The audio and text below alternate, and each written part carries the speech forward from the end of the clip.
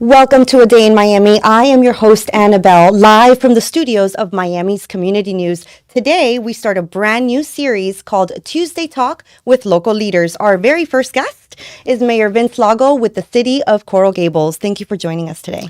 Thank you for having me. It's a privilege to be your first guest, and I'd like to thank Miami Community Newspapers, along with A Day in Miami, for choosing me to kick this segment off. Thank you so much.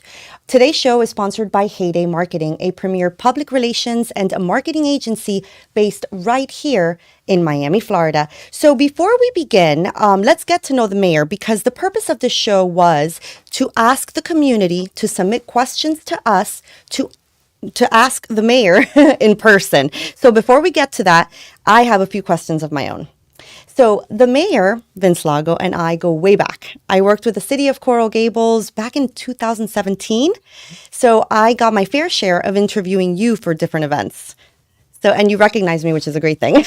And you did a wonderful job, by the way. Thank you. Thank you so much. Okay, so you got appointed as mayor in April 2021. Yes. Well, it was an election that we won. It was highly contested. And after serving as commissioner and vice mayor for the city of Coral Gables for 8 years. And now we're almost getting to the 2-year mark of being mayor. That will be April 11th, which is our election. The mayor has to run for office every single 2 years, while the commissioners have every 4 years. It's a law that many have thought needs to be changed, because the mayor is constantly having to campaign along with addressing all the duties of being a mayor and my professional career and my family. So it's been a privilege to serve the last 2 years as mayor, and I'm looking forward to serving another 2 years after the April 11th election.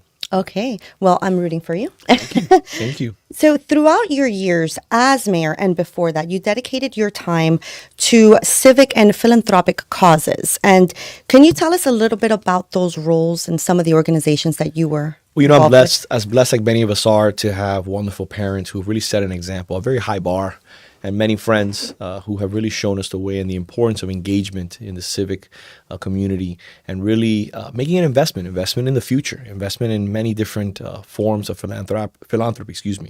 One of the things that I've always been involved in was the arts through Locust Projects. It's a non-for-profit arts space which grants young men and women the opportunity to host art events and really exhibit their work. Also, another philanthropic organization I'm very proud of, that my father as a doctor has served on for over 35 years for free, is the Liga contra Cancer, the Liga Against Cancer. Myself, along with a group of young professionals in this community, when we were in college, we started Arroz con Mango, which is a rice and mangoes event, which started off with a few hundred friends and turned into over 2,000 or 3,000 people attending a festivities, which raised $250,000 for La Liga. And we did it for about 10 to 12 years, and it was incredibly successful. And that was really what kicked me off, and having an interest in getting involved in the community and taking ownership of what I thought was important, like the environment, like really understanding the importance of the arts, and understanding of what we need to do here in the City Beautiful to engage with wonderful charities that we have here in our own backyard. Thank you so much for sharing that. And for the viewers that don't know what La Liga is, it's an organization that treats cancer patients. So my father's been involved for 30 plus years, and they don't turn their back on anyone. If you have cancer in this community and for some reason or another you cannot receive treatment, the Liga has been providing treatment to thousands of individuals in this community, and their budget is in the millions, and it's all raised through public funds and through the trust of our governor, our state legislators, and our senators, who make a multi-million-dollar commitment to the Liga. And the Liga is basically like the safety net, kind of like what Jackson is in this community, and it offers exemplary service, and a lot of physicians like my father give their care for free. They don't charge. And it's a badge of honor. It's the oldest, one of the oldest charities, if not the oldest Hispanic charity in South Florida. And you have wonderful people who are serving on that board, like Manny Alfonso, who was one of the first who really showed me the way in regards to that cause, and has been a real help in regards to my efforts, both in the private sector and the public sector. Well, thank you so much for doing that for the community. That's very special. So you have a master's degree in construction management from the School of Engineering of Florida International University. Yeah. And tell us a little bit about that. Did you ever see yourself as a mayor when you? Well, I didn't. I started studying finance and engineering, and then I went on to get my master's in engineering from FIU. And I always had an interest in the concept of building something. Okay. building something, designing something, and it always interests me from a very young age. My brother and my sister are both attorneys. My father's a physician. My grandfather was a physician. My grandmother had a PhD. Uncles are engineers. We came from a long lineage of professionals who, went to school, studied, became professionals. But for me, it was a little different. I always loved the concept and the idea of, using my hands to really leave a thumbprint on the future. And what we focus on in my firm, BDI, it stands for Build Design International, is we build schools, we build healthcare facilities, and we build a lot of affordable workforce housing in this community. And the great thing about it is not only are you leaving a legacy, but you're actually seeing the fruits of your labor. I drive by a lot of the campuses, for example, like Jackson, University of Miami, and you can see buildings that you've built that are helping this community in one form or another. We do a lot of work for the public school system and the private schools and charter schools, and that also, to me, brings me a lot of great pride.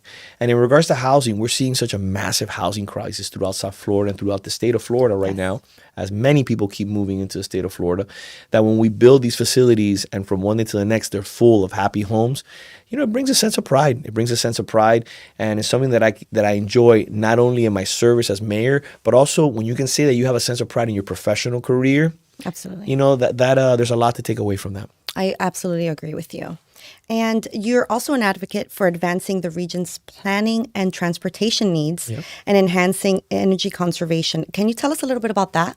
Yeah, so I got the privilege to serve on the TPO, the Transportation Planning Organization, with many other great commissioners and mayors, and it's been very fruitful since we joined the city of Coral Gables. We've expanded our trolleys to Saturdays, and now we're going to be expanding to Sundays. Wonderful. We've seen an incredible boom in regards to people using our trolley system, which has been very important and very beneficial for the growth of our downtown, because our downtown is not only a commercial center. Now it's becoming where people want to live. They want to come and visit. It's safe, it's clean, it's energetic, and transportation is playing a major role in that. Absolutely. We've also expanded the freebie, and now we're moving hopefully to transition from the little golf carts to Teslas, and that's something that's going to be very beneficial, a lot more safe, and potentially expand the reach of freebie. And now we're also hopefully moving this year to expanding the trolleys to Sundays. And if you look at the connectivity in our city, we have two Metro Rail stops, one in Douglas Station and one at the University of Miami. When you mix that in with the freebie and you mix that in with the trolleys, you're seeing a community now where people can leave their car behind and enjoy a lot of different modes and mobility options for them to really get around the city. And that's the point. You want to live, work, and play within 5 or 10 minutes. Agreed. And that's, again, to me, that is what defines a real world-class city. You think like somewhere towards the future, and this is my question, Yeah. we could connect Key Biscayne with Coral Gables. Well, we're having serious discussions about that right now. Wow. In regards to the trolleys, because the trolleys seem to be the less costly form of transportation, and people are really enjoying it. It's safe, it's clean, it's air conditioned. Yeah. So if we can get cities to connect these trolleys, like I did with now Mayor Suarez a few years ago, where we connected our trolleys with the trolleys on Grand Avenue, on Coral Way, and on 8th Street, that is incredibly important for people who are using this service. Why? Because they don't have to get off our trolley, walk 3 or 4 blocks to the next trolley, and hop on. Correct. Now you can just literally connect from one trolley to the next within 10, 15 feet and ride that trolley from Coral Gables all the way to downtown Miami. That's true connectivity. While it may take you some time, but until we have the Metro Rail that connects you to places like FIU or the stadiums, or takes you all the way down south to Homestead, or takes you all the way to Miami Beach, the trolleys, to me, I think are an often overlooked opportunity to really deliver transportation to much of this community. I agree. Oh my goodness. Thank you so much. I will be in talks with the mayor of Key Biscayne. He's great, by the way. And also the city manager, Steve Williamson, is a good friend. He lives in the city beautiful and is doing a very good job. Okay, maybe he's our next guest. He should. Okay, perfect. So you did talk about some of your civic affiliations. Is there any others you would like to mention so that way the community knows other ones that you're involved with? Well, I sit on the board of Coral Gables Hospital, something that I take great pride in. I'm also very engaged in issues of the environment. My house is run on solar over the last 6 years. I have full EV batteries on my house, and I'm also on my second electric car. I've seen the benefits financially and also environmentally in regards to making that financial commitment. And I tell people, look, as the cost of solar goes down, the system becomes a lot more efficient. You should look into that. We're really working on water quality issues, expanding on parks, really ensuring that the environment is at the forefront. Because I believe, like many do, that there is green. Not only is being an environmental steward green, it's also green in regards to finances. When you think about the opportunity of saving money on your solar, and you think about saving money on your gas by using an electric vehicle, there's a big financial payback to making that commitment to the environment. So I'm really involved in a lot of things that deal with cleanups, a lot of charities that deal with the environment, and putting your best foot forward to address the environment. That's great. I did see that you were involved with Biscayne Bay. Yes, correct. I'm the vice chair of the watershed board. Correct. And I have the privilege of serving with my chairwoman, Cohen Higgins, who's an exceptional elected official in this community. He's doing a lot of great things for this community. He's representing us with a lot of pride. We're really focusing on the Bay. It's a heavy lift. Yeah. That we have to be honest. For many years, the Bay has been neglected, along with the issue like Commissioner Raquel Regalado is working on, and that's her pet project. Not a pet project, it's a big project, but she's really focused in on that, is the issue of septic to sewer conversion. And, when you think about the Bay and the health of the Bay, it goes back to green. It goes back to dollars. It goes back to our, viability as a community. Can we continue to live in this community with a bay that ends up being polluted, or a bay that doesn't have fish? People come to this community for our beautiful beaches, for the Everglades, to really enjoy the outdoors. If we don't have clean air and clean water, I see ourselves losing. We have over 100 million people that come here a year just to enjoy the beautiful environment that is South Florida, that is the state of Florida. We need to protect that. We need to make that investment, even though it's a multi-billion-dollar investment in between the bay and the issue of septic to sewer conversion. It's a critical one that must be taken seriously, and we're looking at the state of Florida to help us in regards to our commitment to making this a possibility. And do we have a model community that we're going for? Has it been done before? Or this is listen, there's other cities, for example, other areas that meant like the Keys. The Keys transitioned from septic to sewer. Okay. But it was a heavy lift. You're talking about it. It took many different partners: the state, the federal government, local municipalities, and also residents had to step up. And it's a heavy burden, heavy cost. But I think that we as a community, we're resilient. We can figure anything out. Right. And when I mentioned to you before, when you talk about our viability for the near future, we really have to address these environmental concerns. I like that, and I'm sure many residents are on board with that. Yeah, they are. We'll be more than happy to join in this mission. Okay, so now let's go into the questions that the community has asked, because the purpose of this show, Tuesday Talk with Local Leaders, is to engage the community. So what do you want to know from our local leaders? Here we go. Okay. The first question: the city and the firefighters are on an impasse with the contract right now. How are you planning to get that resolved quickly? Well, that's a great question. The city of Coral Gables, its residents and the business community love our firefighters. They do a wonderful job. And we have the most prepared, exceptional fire department, along with police department in Miami-Dade County, not the state of Florida. But let's be clear. The impasse was not called by the city of Coral Gables. The impasse was called by the firefighters. We're willing to go back to the negotiating table, but we have to be very careful how we address this issue, because the financial viability of the city is critically important. If you look at the fire department right now, we just currently spent $100 million, almost $100 million in new facilities for the fire department. They have first class, the best facilities in Miami-Dade County, potentially in the state of Florida. Okay. They have the best equipment. They have the best fire trucks. And we have some of the best employees in the state of Florida. So we're committed. We're committed to finding a solution, to making sure that we have a contract that works best. But if you look at the numbers and you break down the numbers, our firefighters are in the top 1/3 in regards to pay. And if they accept the current offer at the table, they'll be 3rd or 4th in regards to Miami-Dade County. Oh, wow. Okay. And if you look at the amount of calls, they are one of the lowest, because we have a city that has a great building code. We have very well prepared residents and the business community. But we need to come together and work together on behalf of the city. We need to make sure that we protect the city and its viability for the future. We've made, as a city, a significant commitment to the pension. And when I got elected, our pension was one of the worst funded pensions in the state of Florida 10 years ago. With the commitment of past leaders and myself, we've taken that pension from 50% to over 75% funded. Wow. And that is because the city of Coral Gables, this year alone, will make an additional 13th check payment of over $8 million. And that is to ensure the retirement of all our employees, including the firefighters. So we're doing our part. We look forward to going back to the table, but we haven't lost sight of the importance of our firefighters. Correct. And I appreciate them.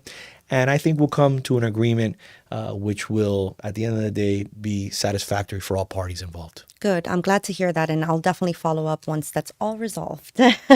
We need our community heroes, and just like yourself, an important local leader. Hopefully we all come together Of course. with an agreement. Okay, here's the second question called for by the community. When do you plan to make the city more wheelchair accessible?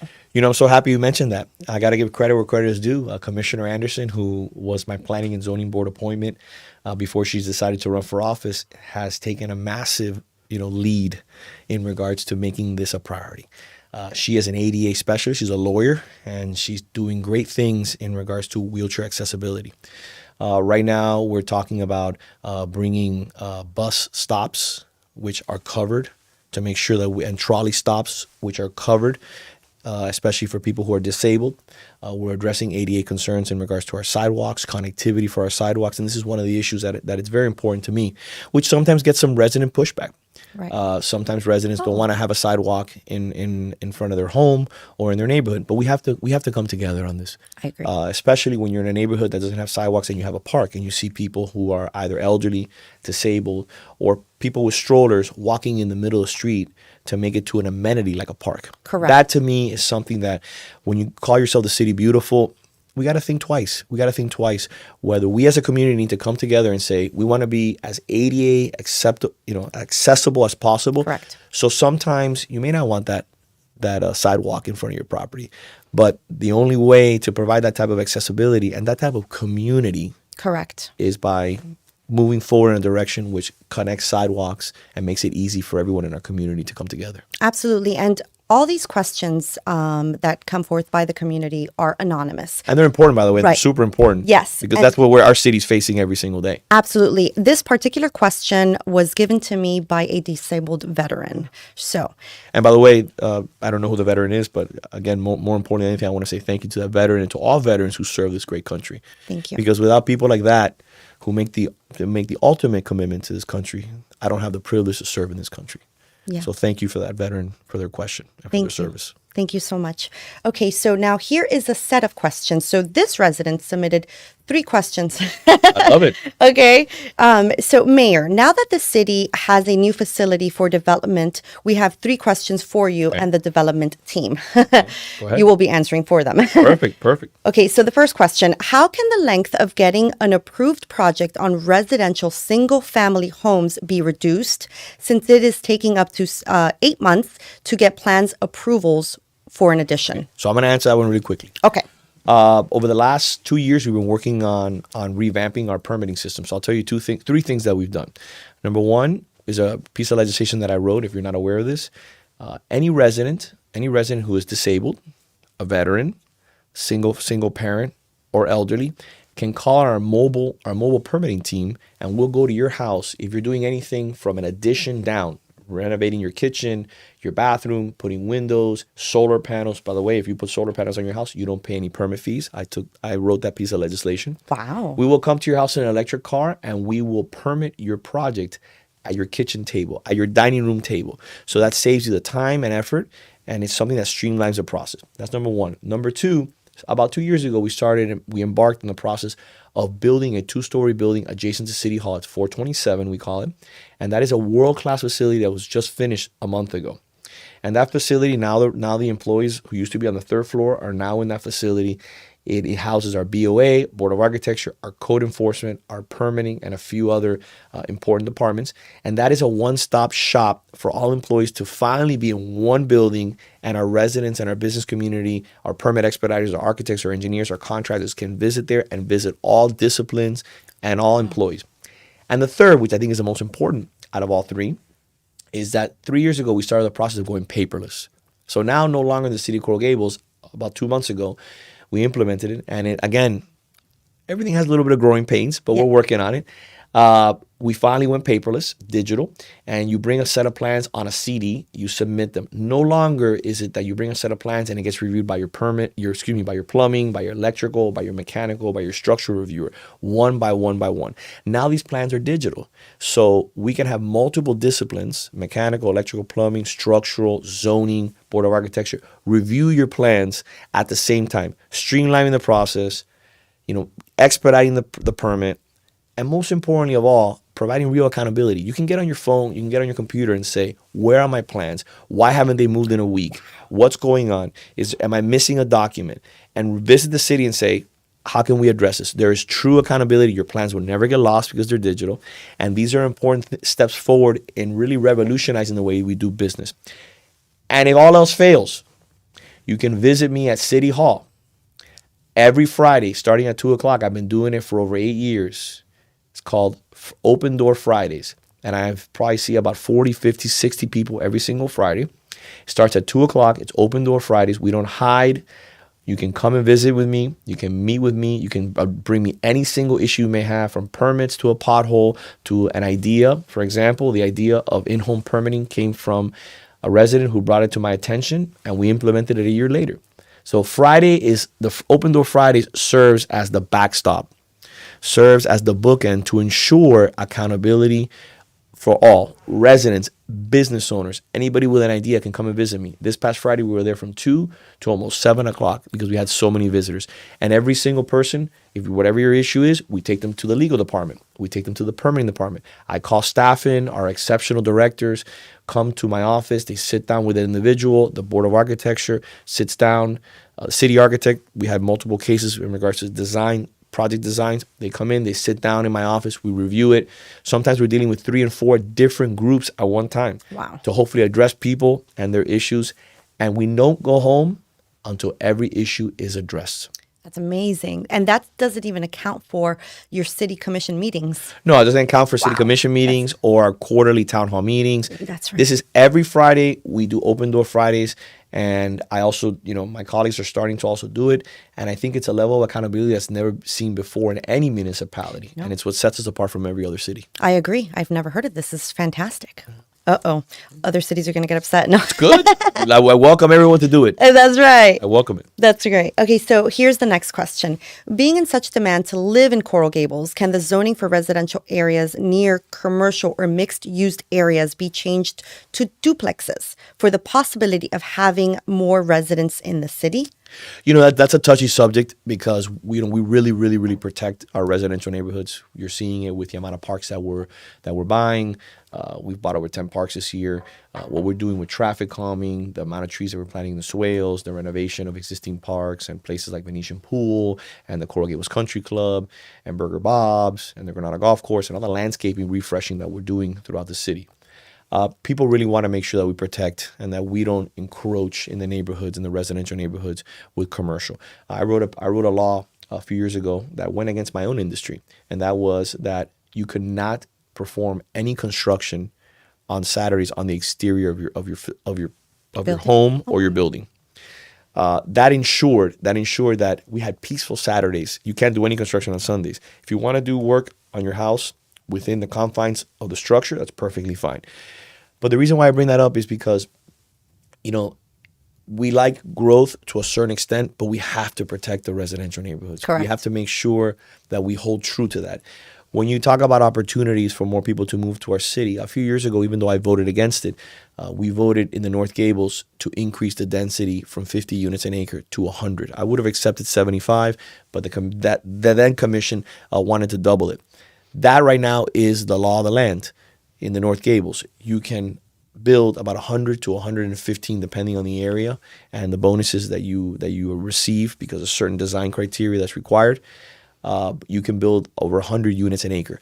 That has really expanded the ability for more affordable, more market rate construction to happen in the North Gables. And that's where I see most of our growth coming in the near future because there's a lot of opportunity in North Gables. You have Trolleys, you have a lot of businesses that are opening in that area. We're going to do the median all the way to 8th Street now this year. It's a project that we've been budgeting for a few years. We're redoing all the landscaping, as you've probably seen on Ponce and on Miracle Mile. That's a project that I've been working on. We've passed legislation that requires all business owners throughout the city to clean their sidewalks every 6 months, Oh, that's to clean great. their facades. Again, if you can't do the little things right, like keeping your city clean, you can't attack the big issues. Okay. So we're working on making sure that we have small enough, affordable apartments for people to live. We would never want to compromise on our quality, which is define who the city beautiful is. Right, I agree. And I lived in Coral Gables for about 2 years, like during the pandemic. And I love Coral Gables, so I moved over. What isn't there not to love, right? Exactly, the city beautiful. Okay, so this is the third question from that same resident. When residents of the city get to the retirement age, sometimes they need to move from the city for not being able to pay taxes and live by themselves. What can the city do to provide an allowance of having in-law quarters in the single-family zoning, which will provide a family privacy and at the same time bring their oldest family member to live with them on site without them having to lose their own privacy? Well, that currently exists in a very limited role Okay. in certain parts of the city because they were grandfathered in years ago. And it's something that, to be honest with you, I wouldn't mind having a discussion on if it was done tastefully. It was done in a way that honored our heritage, who we are as a city. We want to make sure that we control the growth and that we control the traffic, that we control the neighborhoods in regards to, keeping our standards high. Correct. And there is a possibility that we could have a discussion, but it have to be one that is tailored to in-law quarters, to making sure that the actual considered standalone facility is attached to the building in one form or another, that it looks like a seamless transition in regards to the existing home. So I am more than interested in having that discussion. I know some of my colleagues are, because we have to make some sort of opportunity. We have to think outside the box because it is getting more and more expensive to live in this community. Correct. Yes. My sister did something similar like that in the city of Miami Gardens. I don't know too much to that extent because she's the one that went ahead and took care of my mom, so I didn't have to deal with it. Which I love my mommy. That was but very nice of her. Yeah, exactly. Okay, so the final question. Okay, 30 new buildings are already in line to be built for the city. A proposal to annex additional parts of Miami-Dade County, including Little Gables, High Pines, and Ponce Davis. These new annexations would add almost 900 acres to be serviced with an increase of a 10% population to the city. How do you plan to keep these areas safe? That's a great question.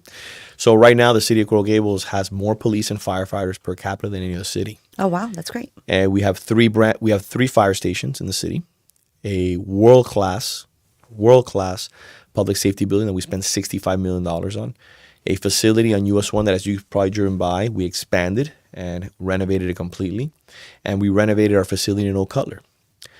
2 years ago, we purchased a piece of property on Sunset, adjacent from the Women's Club. And right now, we're almost completed with a permit set. We should be out probably next month, and we'll be beginning construction probably within the next 3 or 4 months to build a $10 million fire station on Sunset across from High Pines. Oh, wow.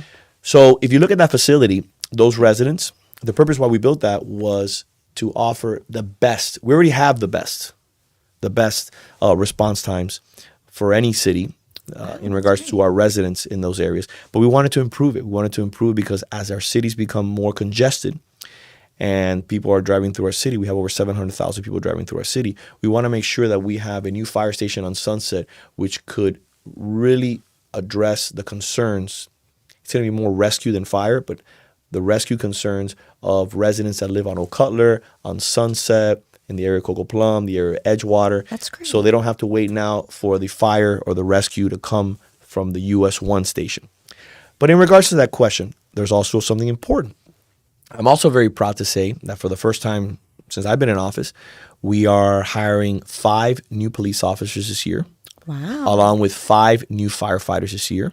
Next year, we'll also be hiring 5 police officers and 5 firefighters. And the following year, we'll be hiring 5 new police officers and 5 new firefighters. These are not new. These are not existing positions. These are brand new positions. So that's So great. we're adding, we've already rebuilt our 3 facilities. We have a world-class public safety building. We're building a new fire station on Sunset, which, by the way, if we annex High Pines and Ponce Davis, you will literally have a fire station across the street from you. I don't know if any other community that can offer better service than that. You're literally across the street. If you have a health crisis, if somebody in your That's family gets amazing. ill, a stroke, a heart attack, I don't think it gets better than a 30 second to 1 minute response time. That facility also is going to have a little park next to it, That's awesome. which we'll build for the community. But the interesting thing about it is that we're going to be, for the first time that I'm aware of, after 10 years of service in this community, adding 15 new police officers and 15 new firefighters over the next 3 years. So we're committed. That's great. We're committed. But when you talk about annexation, one of the most critical components of annexation, as was said by our police chief, Ed Hudak, who we all love a lot and is highly respected in his community. Correct. He said the importance of annexation is to be clear that this is a public safety issue. We need to protect our borders. We're a sovereign city. We need to make sure that we can address the concerns of our residents and the neighboring residents. And if you look at the map where Little Gables and High Pines and Ponce Davis is, the little map is literally, it's as if they had cut out those little areas and they had never finished off the quadrant. So 8th Street has an area missing from it, and on 57th Avenue where High Pines and Ponce Davis, you have a section missing. This would unify areas that, again, are no-brainers that are supposed to be in the city. So we've made a commitment. We made a commitment to our firefighters and police. We're hiring new firefighters and police, brand new positions. We are spending significant dollars, almost $100 million in regards to facilities. And I look forward to the outcome. We look forward to the vote and to explaining to the residents of High Pines and Ponce Davis and Little Gables the benefits of becoming part of Coral Gables. Right. By the way, when we've annexed other cities, because there's a little bit of misinformation out there, we've Right. annexed other areas to the city, like Kings Bay and a few other areas in the south. We've allowed them to keep their zoning benefits. And recently, a lot of residents, that's great. residents who were concerned that in the city of Coral Gables we don't allow metal roofs. One of the legislations that I presented Yeah. is now you can install a metal roof throughout the city of Coral Gables as long as it's a non-historic building. Correct. So we are very flexible. We've done it with other annexations, and we look forward to showcasing why we have the best police and fire and why it makes complete sense that these areas should join the city beautiful. Yeah, thank you so much for addressing those issues, because annexation seems to stir the pot with the community. Yeah, of course. Yeah. And also I've heard from several people mention that, would we change the homes on Sunset to commercial, kind of like what's on the north side, which is Okay. on Coral Gables? Under no circumstances. Okay. Those homes will stay residential. We will not be changing the zoning if we were to be part of the annexed areas. Okay, in High that's Pines. great. Yeah, because when the city of Miami Springs chose to annex certain parts, what we did when I worked with them, we sent out flyers of complete zoning areas and the benefits to make sure that nobody gets misinformation. Yeah, right? 'Cause there's so much out there. And we're planning great things that we'll Great. be showcasing, like more parks. We have neighborhood safety aides, which are these individuals that work for the city in little golf carts. They're the eyes and ears. They're an Great. additional layer of defense for our police officers. They work under the auspice of our police officers. Like I mentioned before, the brand new fire station, literally right in front of High Pines on Sunset. That's new neat. parks. So Lots of great benefits. a lot of great benefits. And by the way, like I've heard a few other people say that, taxes. The city of Coral Gables has the second lowest millage rate for a full service city in Miami-Dade County. Wow. So Okay, I did not a lot know of that. misinformation, and like I mentioned to you, you can keep your zoning, and there's a lot of benefits to being involved in the city beautiful. And I look forward to having the residents come out, because I've gotten so many calls and so many emails about the possibility of engaging again for annexation, and I think we're going to have a good showing this time. I love that. And again, if you have any other further questions, you can visit the mayor at 2 p.m. on Fridays. PM's Open Door Fridays. They're Open Door Every Fridays. Friday. We look forward to it. We're also on social media at Mayor Vince Lago on Instagram, and also on Twitter and Facebook. And we're here to serve. We're here to serve in any form, any capacity, and we're blessed. My phone number, my cell phone, which I give out to everyone, is 305-303-0115. Please feel free to call me if we can be of any assistance. If you have any ideas on how our city can run more efficiently, can serve this community in a better fashion, we welcome all those ideas. Thank you so much for that. No, thank you. Thank you for allowing me the privilege to be here with you. Thank you to community newspapers, A Day in Miami, to Heyday Marketing, to everyone involved in the show. Yeah, it's been a true privilege to be with you today. Again, I am your host, Anabel, for our inaugural Tuesday Talk with local leaders. That was Mayor Vince Lago. Thank you so much. Thank you. God bless. Have a wonderful week. Thank you. You too. Take care. See you next